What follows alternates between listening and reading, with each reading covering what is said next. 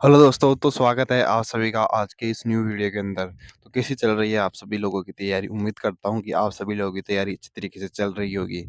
तो आज के इस वीडियो के अंदर मैं आपको बताने वाला हूँ कि जो हमारे एग्ज़ाम टाइम जो है, अभी हमारा एग्ज़ाम टाइम का जो लास्ट 1 महीना बचा है, इन लास्ट के इन 30 से 35 दिनों के अंदर हमें किस प्रकार की कुछ गलतियाँ नहीं करनी है, जो कि अक्सर एस्पिरेंट करते हैं और उनकी ये छोटी-मोटी गलतियाँ उन्हें आगे जाके बहुत भारी पड़ जाती है। तो आज का ये वीडियो कंप्लीटली डेडिकेट होने वाला है कि हमें किस प्रकार अपने लास्ट दिनों के अंदर जो है अपनी स्ट्रेटेजी को और मजबूत बनाना है। तो दोस्तों सबसे पहले मैं आपको बता दूँ कि जो एस्पिरेंट यानी आर्मी की तैयारी करने वाले जो मेरे भाई-बहन हैं, वो सबसे ज़्यादा गलतियाँ क्या करते हैं कि वो ओवर और हाइप आई मीन एग्ज़ाम को थोड़ा ज़्यादा ही कठिन समझ लेते हैं और उसको जो उनको एकदम से डर सा बैठ जाता है इन लास्ट के दिनों में। जैसे भी अगर वो कहीं पे भी अगर मॉक टेस्ट वगैरह लगाते हैं, तो उनके अगर थोड़े बहुत भी नंबर बहुत कम हो जाते हैं, तो अपने आप को बहुत ऐसा मोरल बहुत गिरा लेते हैं कि यार मुझे तो कुछ नहीं आ रहा, मुझे ये भी याद नहीं है, वो भी याद नहीं है। हालाँकि ऐसा होता नहीं है, उन सभी मेरे भाई-बहनों को सब कुछ याद रहता है।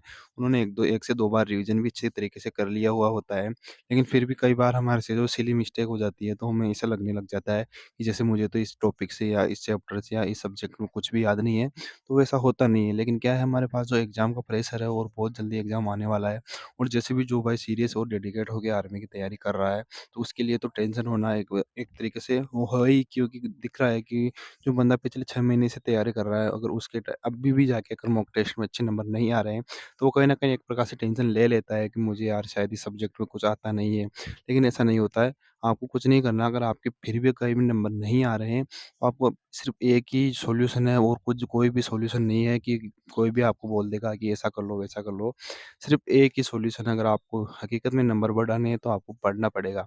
और पढ़ाई करने से मेरा मतलब है आपको जो आपने अब तक जो कुछ भी पढ़ा है, उसको आपको रिवाइज़ करते रहना है। बार-बार आपको रिवाइज़ करोगे, उतना ही ज़्यादा आपके कांसेप्ट क्लियर होते जाएँगे और उतने ही आपके मार्क्स जो आपको ऑटोमेटिक दिखने लग जाएगा कि किस प्रकार से मेरे मार्क्स बढ़े हैं और मैंने जो रिवीज़न किया है, उसका कितना ज़्यादा फ़ायदा आपको मिलेगा।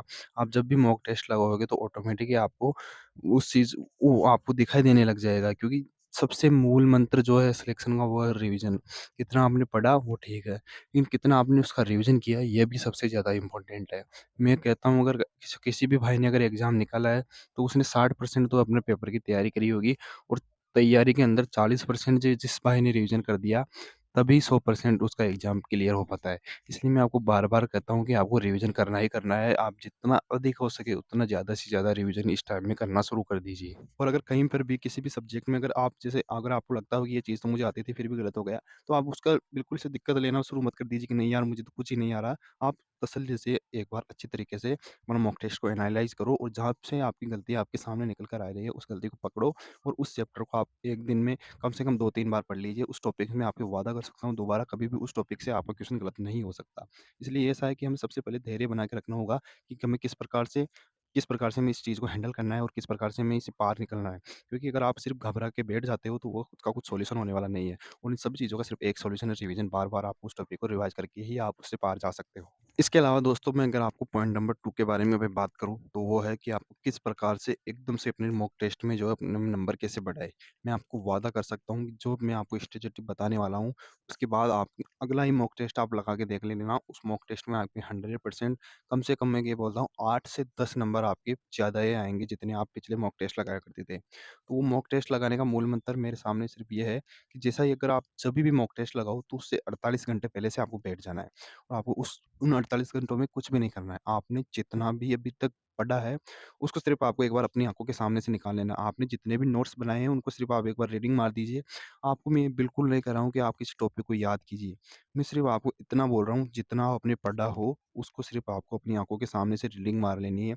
आपने अगर किसी सब्जेक्ट की मान लीजिए अगर आपने ज्योग्राफी के किसी टॉपिक के ऊपर आपने 20 लाइनें किसी टॉपिक के अंदर आपने लिखी हुई है अपने हाथों से, तो आपको कुछ नहीं करना, आपको सिर्फ़ उन 20 लाइनों को अच्छी तरीके से एक बार अपनी नज़र के सामने से गुज़ार लेना है। और इसी प्रकार ज्योग्राफी, हिस्ट्री, पॉलिटी और साइंस और मैथ जितना आपने पढ़ा है उन सभी को आपको सिर्फ़ कुछ नहीं करना है, आपको उनको एक बार अपनी आँखों के सामने से निकाल लेना है। मॉक टेस्ट देने के 48 घंटे पहले से आपको बैठ जाना है और जो मैं आपको बोल रहा हूँ सिर्फ़ आपको उतना करना है कि उनको अपनी आँखों के सामने से एक बार निकाल लेना फटाफट। आप 48 घंटों में आसानी से अपना जो है पूरा सिलेबस एक बार अपनी आँखों के सामने से निकाल सकते हो और उसके बाद आप मॉक टेस्ट लगा लीजिए। मैं आपके सामने वादा कर रहा हूँ, अगर आपके मॉक टेस्ट के अंदर 8 से 10 नंबर अगर आपको प्लस ना दिखे तो फिर आप मुझे बोल देना कि भाई आपने गलत बोला है। ये मेरी 100% मैंने जो ट्रिक पूरी हर बार जब मैं मॉक टेस्ट लगाता हूँ, मैंने ये चीज़ नोटिस की है और मैं खुद ये चीज़ फ़ॉलो किया था पिछली बार जब मेरा रिटर्न क्लियर हुआ था। मैं जब भी मॉक टेस्ट लगाता था, जैसे कि अगर मैंने आज मॉक टेस्ट लगाया है तो मैं पिछले 2 दिन से ही पूरा अपना वो पूरा सिलेबस जो उसको एक बार अपनी आँखों के सामने से निकाल लेता था। ये बहुत इंपॉर्टेंट ट्रिक है दोस्तों, अगर आपको विश्वास नहीं हो तो आप अभी से आज़माना शुरू कर दीजिए।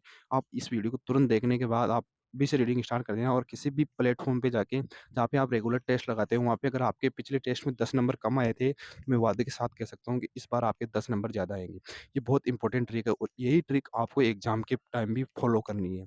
जैसे कि अगर आपका एग्ज़ाम 3 तारीख को होता है, तो आपको 1 तारीख को शाम से ही बैठ जाना है और अपना पूरा सिलेबस एक बार अपनी नज़रों के सामने से गुज़ार देना है। ये बहुत ही इंपॉर्टेंट ट्रिक है जो आप सभी के लिए बहुत ही रामबाण साबित हो रही है, ये मैं आपको वादे के साथ बोल सकता हूँ।